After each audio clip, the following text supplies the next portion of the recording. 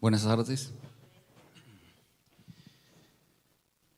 Bueno, el Señor me ha guiado esta semana cuando me asignan este momento, un momento realmente especial para mí, estar aquí transmitiendo un mensaje.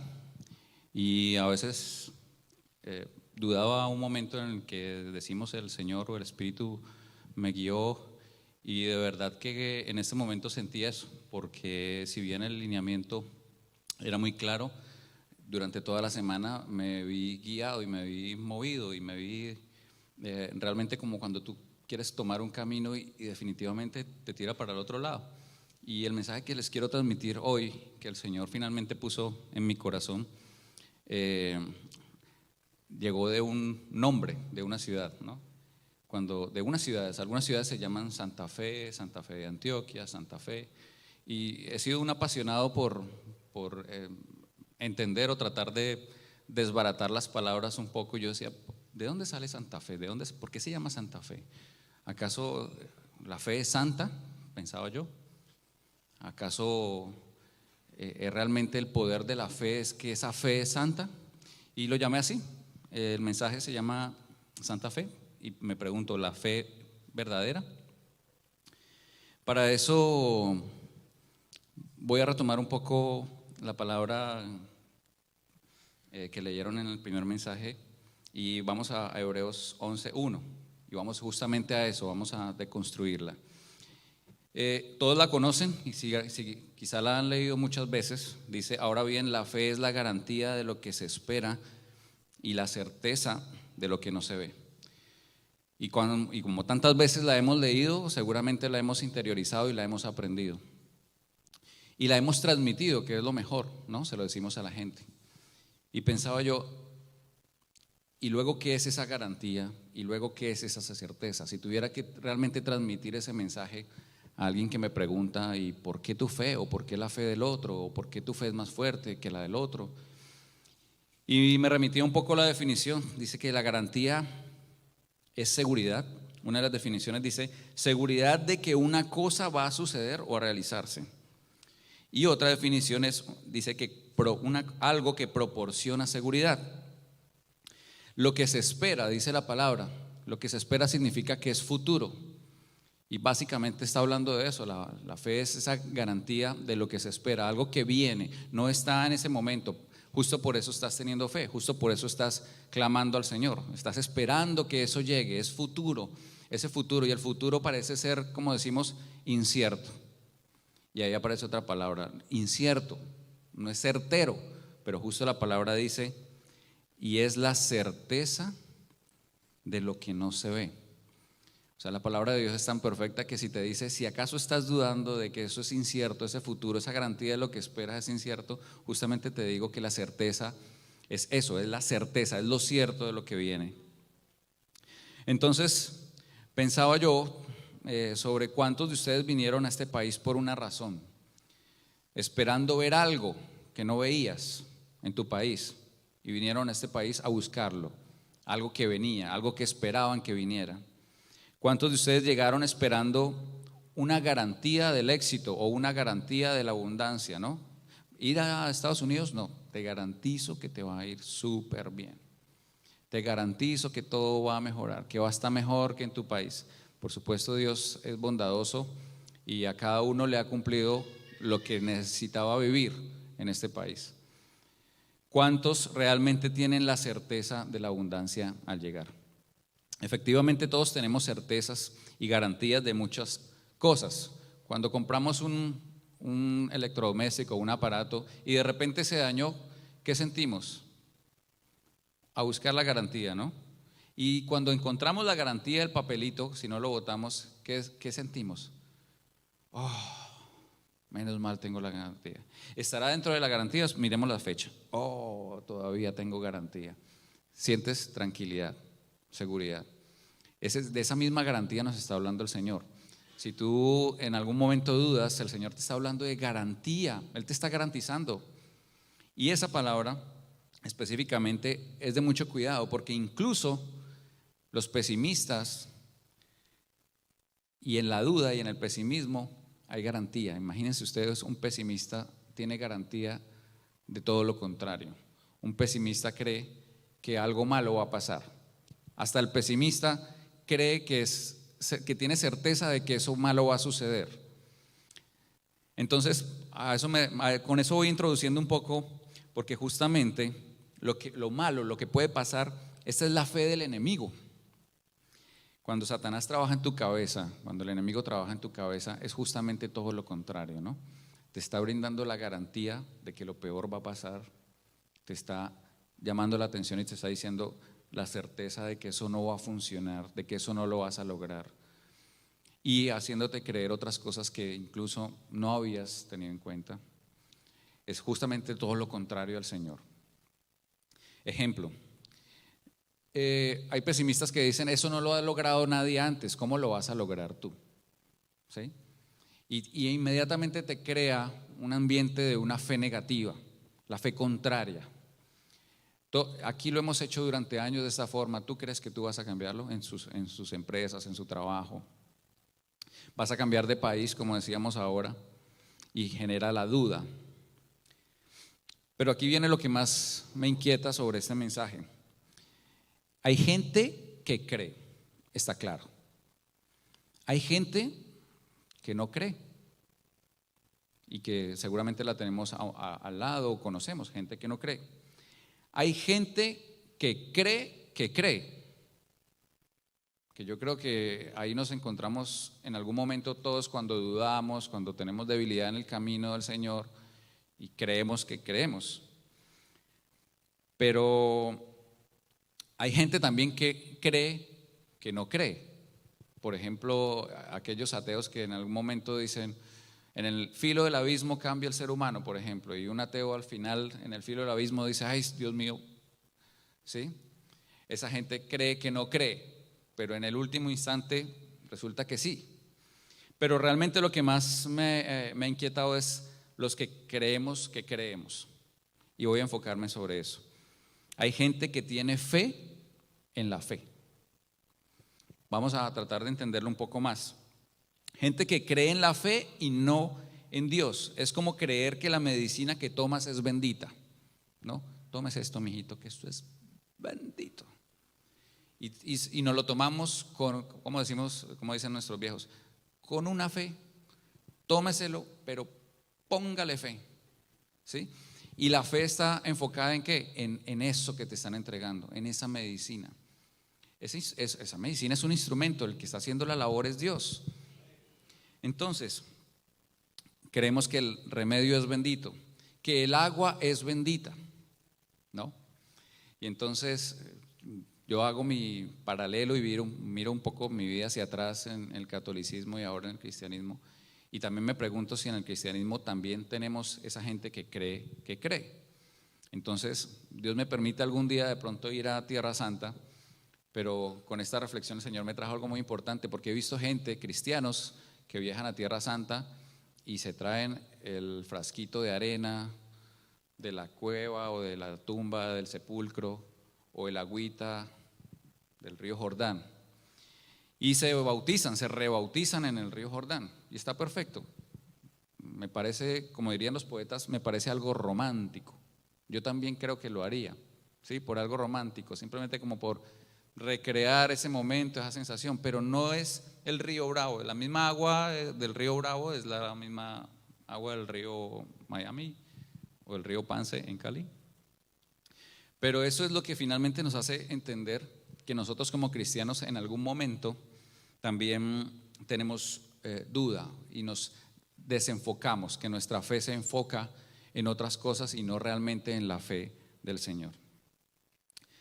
En Hebreos 11:6 dice, en realidad sin fe es imposible agradar a Dios, ya que cualquiera que se acerca a Dios tiene que creer en Él, tiene que creer que Él existe y que recompensa a quienes lo buscan. Bueno, pero caemos día a día en el error de tener fe en la fe o de tener que en lo que creemos que viene de Dios. Vamos a aclarar un poco más esto. Pero debemos ser astutos como la serpiente, como dice la palabra, y discernir un poco como nos ha enseñado el Señor. ¿Qué quiero decir con esto? ¿Cómo dudamos? Y les voy a contar una anécdota personal. Un día, hace 1 año y medio quizá, conozco a una mujer colombiana que llama a la oficina en la que estaba trabajando yo en ese momento.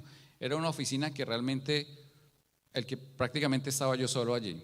Aparecía gente de vez en cuando, mi jefe, pero la mayoría del tiempo estaba yo solo. Por tanto, contesto el teléfono y la mujer me dice que está buscando esa dirección.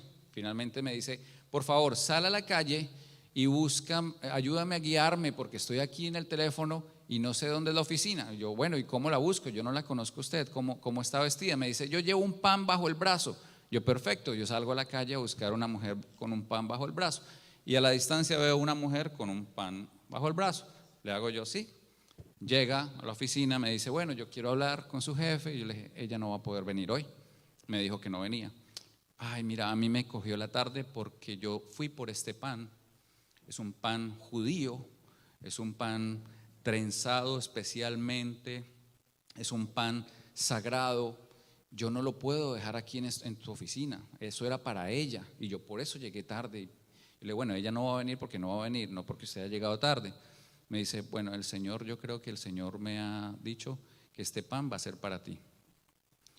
Miren, de verdad, en ese momento en el que uno se confunde, yo recibí ese pan como lo más especial del mundo. Yo lo miraba, yo nunca había visto un pan como ese, y no es cierto, he visto muchos panes como ese, pero ella hizo que yo lo viera diferente.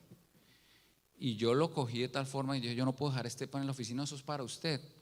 Y me fui a mi casa y lo llevaba de una forma en el carro y lo puse como copiloto al pan.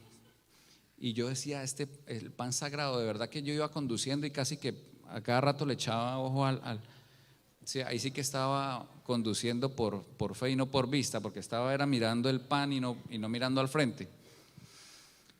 Pues de verdad llegué muy contento a la casa, porque llevaba un pan sagrado trenzado por judíos, ¿sí? Cuando yo voy a bajarme del auto, sin querer el pan se me voltea y por detrás decía Publix $4. Es real y de esa forma los cristianos también podemos caer en eso. Podemos desenfocar nuestra fe. Bien nos ha transmitido el pastor en ocasiones. En el Antiguo Testamento eran santas las cosas.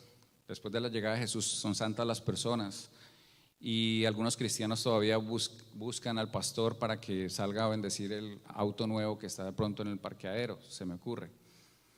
Y seguramente un pastor, no me refiero a cualquier pastor, no le va a negar la bendición a esa persona de ir y orar, pero que tener claro que no está orando por el carro, ni por la transmisión, ni por las ruedas. Está orando por la persona. Bueno, entonces, eso nos hace entender que de alguna forma hay cosas que nos hacen dudar y que tenemos que, como decimos bien, en el mundo dicen ver para creer, y nosotros tenemos claro que es todo lo contrario. Ya lo hemos mencionado anteriormente acá en la iglesia, hay que creer para ver. Muchos no han visto de hecho al enemigo. Esto es un tema serio. Muchos no han visto de frente al enemigo. Satanás sigue siendo incierto para algunos. Para quienes no lo han visto, sigue siendo una imagen creada no sé por quién, pero realmente puede tener cualquier cara. Pero aún sin verlo le tenemos temor. Aún sin verlo, muchos tienen la garantía y la certeza de que se les va a aparecer. Si no piensen en lo que ven o sienten después de ver, por ejemplo, una película. ¿Qué quiero decir con esto? Nos sugestionamos y vemos cosas que no son agradables ni para la mente ni para el corazón, y aún así nos enfrentamos, por ejemplo, a la oscuridad y creemos, ni siquiera lo hemos visto antes, y creemos que se nos va a aparecer. Yo lo digo de manera personal porque mi madre grabó una vez en un cassette. En Colombia había unas tablas de multiplicar cantadas. 2 y 2 son 4, 4 y 2 son 6. Y de esa forma aprendíamos las tablas los niños con esa grabación. Mi madre tuvo la maravillosa idea de grabar un programa de radio en el que hablaban de cosas tenebrosas. Y yo sabía que después de esas tablas de multiplicar estaba grabada esa parte que mi mamá grabó. Ustedes no se imaginan el temor que yo le cogía a las tablas de multiplicar. Y un día ya siendo adulto, voy por la calle y un tipo con una grabadora le da play a la grabadora y 2 y 2 son 4, 2, 4. Ustedes no imaginan el temor que a mí me causó eso, porque me ha sugestionado desde la infancia. Pero si bien el Señor nos libera de todo eso, y la fe es libertad también, la fe es tener esa garantía y esa certeza de que el Señor te acompaña, de que no hay temor, de que aún en la oscuridad tú eres luz, y el Señor nos ha dicho que nosotros somos luz. Y poder caminar con la frente en alto, sin ni siquiera cerrar los ojos porque está oscuro, porque qué temor, porque qué voy a ver. Esa es la fe en el Señor.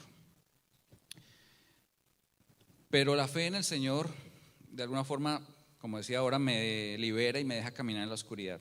Aún sin verlo, siento su presencia. Aún sin verlo venir, siento su presencia. El Señor me brinda la garantía de su respaldo, la certeza de su compañía. Esa es su protección. Y sus promesas me brindan también autoridad. Incluso en el filo del abismo, sé que el Señor está conmigo. Sus promesas también me liberan del temor. En el mundo aumentan cada vez los temores, y por estos días hay muchos temores, y saben a lo que me refiero. Pero ¿sobre cuál temor sientes que hay protección del Señor? ¿Acaso sobre algunos temores el Señor no está? Y lo digo porque todos dudamos, ahí sí que podría decir que es de humanos en algún momento olvidarnos y sentir temor. Pero les voy a contar algo bien especial.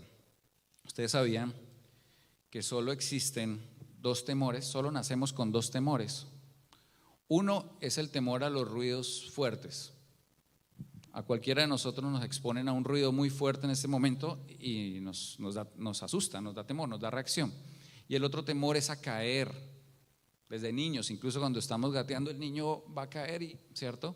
Nosotros nos tropezamos y el sistema nervioso inmediatamente nos alerta, nos da temor. Esos son los 2 únicos temores con los que nacemos. Todos los demás son aprendidos en el mundo. Si ustedes lo piensan de esa forma, ¿cómo podríamos realmente aferrarnos a esos temores si realmente los hemos aprendido en el mundo y el Señor justamente nos dice que no somos de este mundo, que no somos del mundo? Las cosas que se ven son temporales, pero las que no se ven son eternas. Las promesas del Señor, por supuesto, entonces son una garantía de que es real. Pero miren un poco, lo desconocido y lo incierto genera temor para todos. Todo lo que sea desconocido o incierto nos genera temor porque nos saca de la zona de confort de lo que realmente conocemos. Y justamente el temor es lo que nos aleja de la fe. Ese preciso instante en el que tenemos temor, ese nos aleja de la fe. Y escenarios hay muchísimos. El Señor incluso pone en ese momento un recuerdo muy especial, y es la capacidad de afrontar los escenarios de la vida, la capacidad de ser resilientes y la capacidad de superar todo eso. Si hemos perdido a alguien, todavía seguimos sintiendo temor por esa persona que perdimos, por ejemplo. ¿Cómo no podemos reposar nuestra fe en el Señor si esa persona ya está con el Señor? ¿Cómo podemos estar angustiados? Yo me imagino siempre que las personas que están en el cielo, nuestros familiares, nos miran y nos dicen: qué pecado, cómo sufre. Yo estoy acá lo más de bien con el Señor y mírelo a él cómo está allá sufriendo.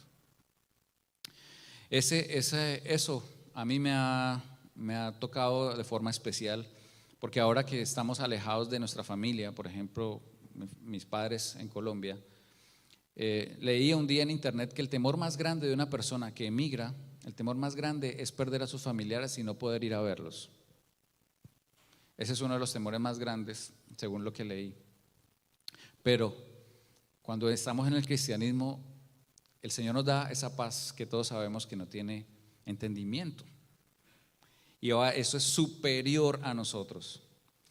Finalmente, mis temores a renunciar, por ejemplo, a lo que había juntado, a lo que había logrado, a dejar esa familia entera, a que en este país no tienes títulos, a que en este país nadie te conoce, todo eso son temores. Y efectivamente renunciar a eso es una gran forma en que el Señor forma nuestro carácter. Cuando a mí me preguntan por qué viniste a este país, yo siempre digo de manera orgullosamente cursi, digo yo vine por amor, por mi esposa. Porque cuando yo tuve que renunciar a todo, yo sabía que venía con nada y yo vine por ella, yo vine por amor. Y el Señor muchas veces nos mostró que les pidió a muchas personas.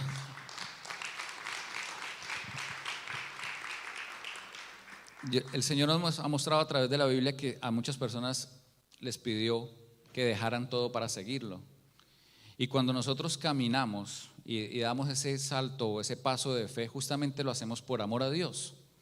Y cuando hacemos por amor, las cosas por amor, no hay temor. Entonces ven ustedes cómo el Señor es tan sabio y nos muestra realmente que el amor y que nuestra fe debe estar enfocada en Él. No la fe en la fe, incluso no la fe en el milagro, porque algunos le tenemos fe al milagro. El milagro es el resultado de esa fe. En Marcos 5:36 veía varias traducciones de ese versículo y básicamente es: no temas, solamente cree, no tengas miedo, cree nada más, cree. Y de hecho dice en otra traducción: no tengas miedo, solo ten fe. Y en Mateo 8:26, cuando Jesús les dice: hombres de poca fe, ¿por qué tienen miedo? Ese miedo a poder cruzar un espacio oscuro. Ese espacio oscuro no es solo físico, ese espacio oscuro es ese momento de angustia, ese momento en el que no hay dinero, ese momento en el que no hay trabajo, ese momento de poder caminar y atravesar esa oscuridad con la fe y con la certeza de que ese trabajo va a venir, de que esa garantía que el Señor nos está dando de eso que no podemos ver, eso es fe. Pero no es la fe, repito, en el milagro, no es la fe en el trabajo que va a llegar, es la fe en el Señor. Lo demás viene, como dice el Señor, por añadidura. Antes de creer en el milagro debemos creer en Dios. El milagro es el resultado de Él. Es justamente la garantía y la certeza que viene por creer en Dios. Y finalmente el Señor nos resalta en Marcos 11:22, de manera sencilla respondió Jesús: tengan fe en Dios. Señor, te damos gracias, Señor, por esta palabra, gracias por usarme, Señor. Permite que cada uno de nosotros pueda tener el entendimiento mayor, Señor, que tú nos has dado. Abre nuestra mente, nuestro corazón, Señor. Permítenos verte con nuestros ojos espirituales, que es los que finalmente nos dan el paso adelante, Señor, el que nos permite liberarnos, Señor, del miedo, Señor. El miedo realmente nos aleja de ti, Señor, y permítenos alejarnos del temor, Señor, porque tú estás no solo detrás, sino al lado y adelante de nosotros, Señor bendito. Permite que cada una de estas personas que hoy en este ayuno vienen en busca de ti, Señor, que dudan de la fe, Señor, se concentren realmente en lo que tú nos has dicho. Cree en el Señor, cree en ti, Señor, y todo vendrá por añadidura. Gracias, Señor, te lo pedimos en el nombre de Jesús y con la unción de tu Santo Espíritu. Amén y amén.